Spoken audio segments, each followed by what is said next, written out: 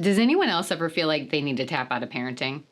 You know that moment when the rage, anxiety, exhaustion, and overwhelm all comes to a head in your little one's brain and there's an explosion of emotion that has you one step away from angry screaming your way into tears? Me too. But since walking off the job isn't a viable option, let's see if we can find another solution together.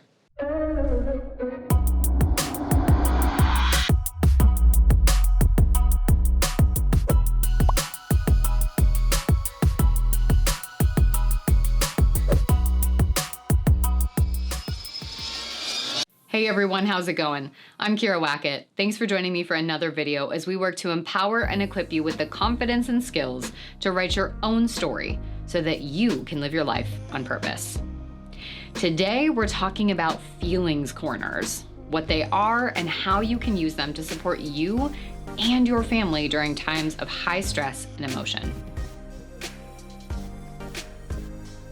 Feelings corners blew up in popularity during the pandemic, with people just trying to get their families through a tough time in close quarters.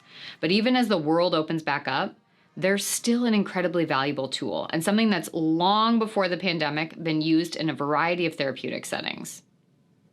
Look, kids are busy. Their brains are doing so many amazing things, reaching significant milestones in their development and learning something new in basically a new body every single day.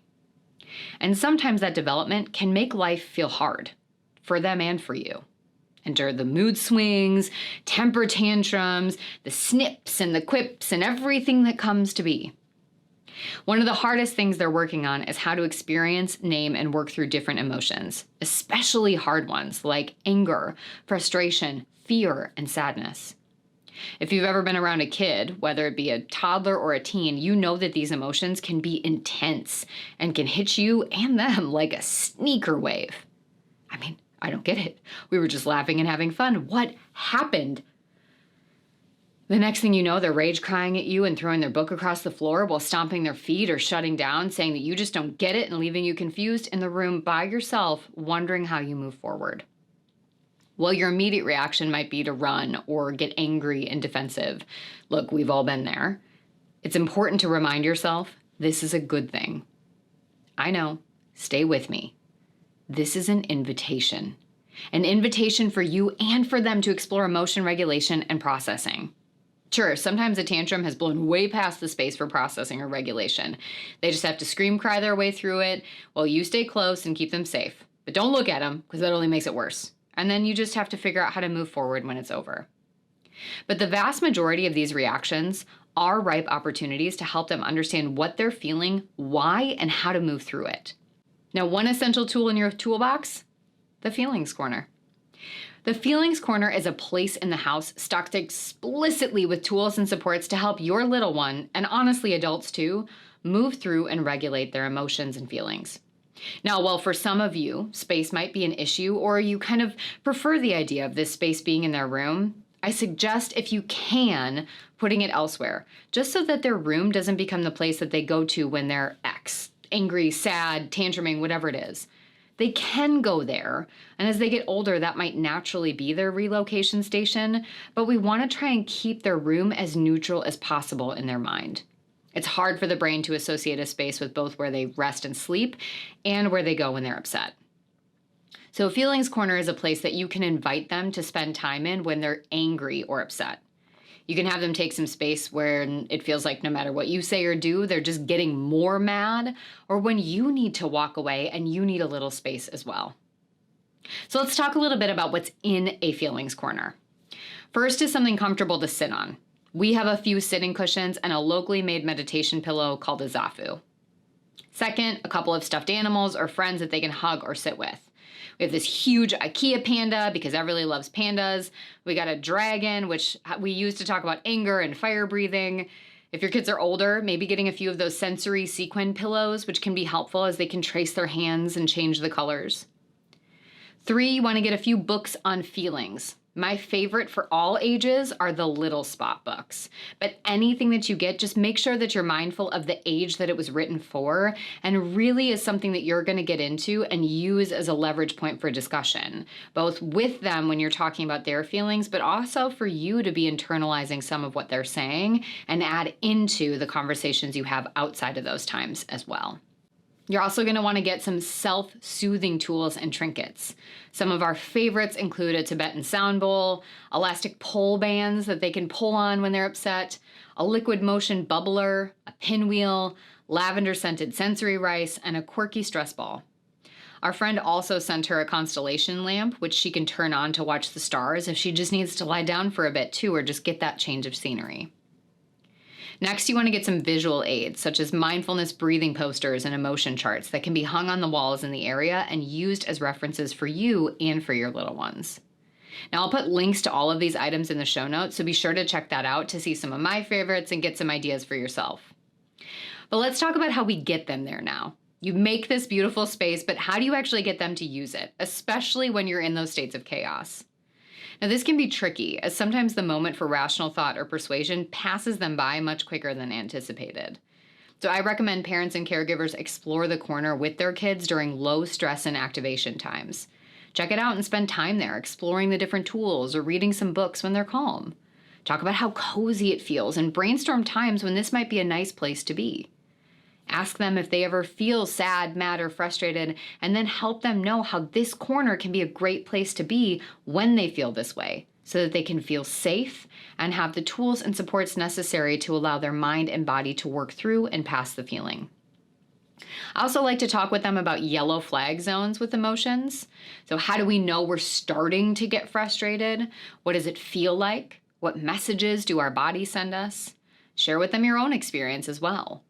Now, this can be hard to do when introducing the idea, so maybe you even role play it for different situations. For my daughter, who at the time I'm recording this is 3.5, we role play it by pretending to play blocks. I felt frustrated when my tower fell, and I talked through what happened in my body and practiced taking a break in the feelings corner. When they get stressed or upset, the goal is to then go to the corner on their own, but remember that might not be reasonable initially, and also depending on their age. They'll likely still need some encouragement. So when you see them maybe needing that space, say something like, I can see you're angry about X. Anger is a great emotion to explore in the feelings corner. Why don't you head over there and grab blank? You could also try, this is a really big feeling. Big feelings can be hard. My job is to make sure that you're safe while you feel this way. Let's go to your feelings corner so we can do that. So now, what do you do after they go there? While our responses are often situational and context-driven, the key points are to celebrate their use of the feelings corner with phrases such as, that's awesome the way you went to that feelings corner and took space to work through that feeling. Second, we need to acknowledge the emotion and talk through the feeling. We want to help put words to their experience to make it easier to recognize it next time. You can use words like, help me understand what you were feeling. Or what do you think made you feel X? You can also ask them how it felt in their body to give them more of that body awareness around emotions. Third, we want to address any behaviors that weren't safe or kind and talk through other options when this emotion shows up in the future. So for example, if they started throwing a toy when they got frustrated before heading to their feelings corner, you could say something like, what an awesome job taking space in the feelings corner. I noticed that when you got frustrated, you threw your toys. I completely understand that feeling. And it's important that we don't do anything that makes you or anyone else feel unsafe when you're feeling that way. Instead of throwing our toys, we could try pulling on our elastic bands or squeezing your stress ball really hard. At the end of the day, this tool might work incredibly well for some kids and not at all for others.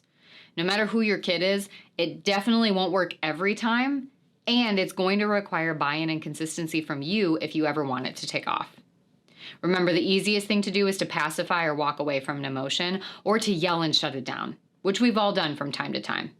And the more we can reframe this experience to see it as an invitation to help them learn what most of us still don't know how to do, i.e. feel, name, and move through an emotion, it helps us come down from that state of reactivity and feel more excited to engage in these, albeit hostile situations.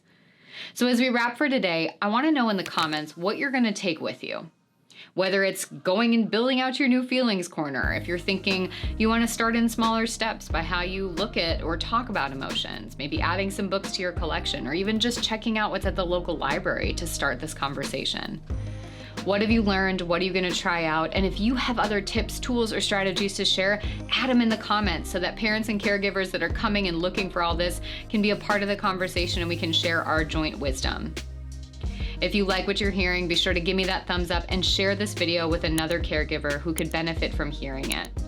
And of course, if you want to get all access to everything that I'm working on YouTube or when it gets released, hit that subscribe button and you'll get an alert every time new content comes out.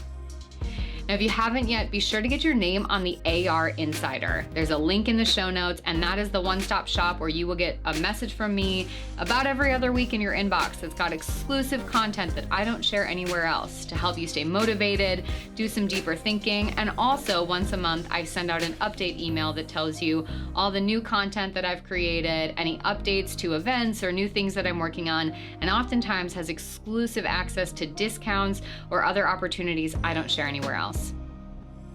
We are all here doing the best that we can in every given day. And I know it feels really overwhelming and hard, but I want you to remind yourself of that. Shame is going to try to rob you of the opportunity to keep learning and growing by telling you you're a terrible parent or caregiver, and to just constantly make you feel like it's against you and you can't get better, you can't do better, this will never work. You're doing amazing. We're all learning and growing. I screw up every single day. So don't let shame author your story. Don't let other parents and your comparison brain steal your pen. You are here because you care and you're trying to learn how to constantly show up for your kids and for you. Let's keep doing this one step at a time and come back together to remember we are all authoring our own stories, trying to show up the best we can in the world. And the only thing that matters is that you keep being here and we keep doing this work together.